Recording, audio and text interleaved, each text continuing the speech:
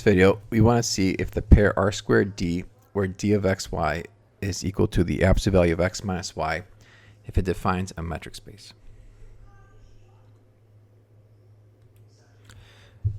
To confirm that the absolute value of x minus y is a metric, we need to verify the four properties of a metric. And note that the absolute value of x minus y is just the square root of quantity x minus 1 minus y1 squared plus x2 minus y2 squared. The first property we need to check is non-negativity.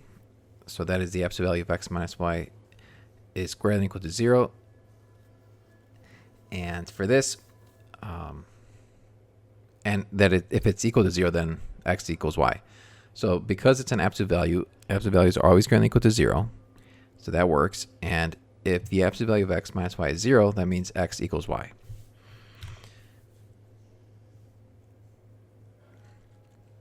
So here's showing some work. So we're using the definition of the absolute value of x minus y. So that's the square root of that. And square roots are always going to be greater than or equal to 0. So there's no issue there. And if you set that equal to 0, that means that you have two quantities or two terms in the square root. So it's the first term is like the x1 minus y1 squared, and then the x2 minus y2 squared. They're both going to be non-negative.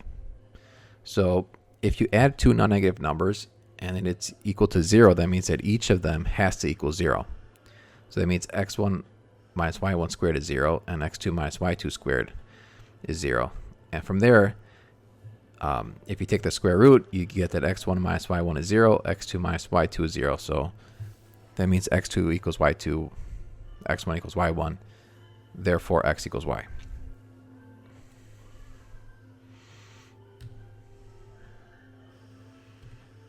Next, we want to check the symmetry. So the absolute value of x minus y equals the absolute value of y minus x. And if we look at this, we have x minus 1, or x1 minus y1 squared.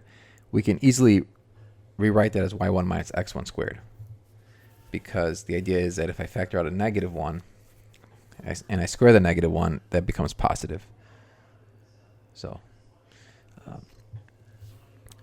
another way to think about it is like if you multiply by negative 1 in the parentheses, it doesn't change the answer, because negative 1 squared is 1.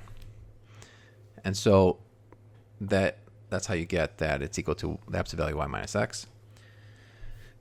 And lastly, we want to prove the triangle inequality. So the absolute value of x minus z is less than or equal to the absolute value of x minus y plus absolute value of y minus z. For this, we're going to use Minkowski's inequality that states for if you have vectors u and v in R2, the absolute value of u plus v is less than or equal to absolute value of u plus absolute value of v. So for this, we're going to let u equal x minus y, v equals y minus z. So just plug it in there. You have x minus y minus z, which just simplifies to x minus z, less than or equal to x minus y plus absolute value of y minus z. And so that satisfies the inequality. So all four properties are satisfied, so therefore we say the absolute value of x minus y is a metric space.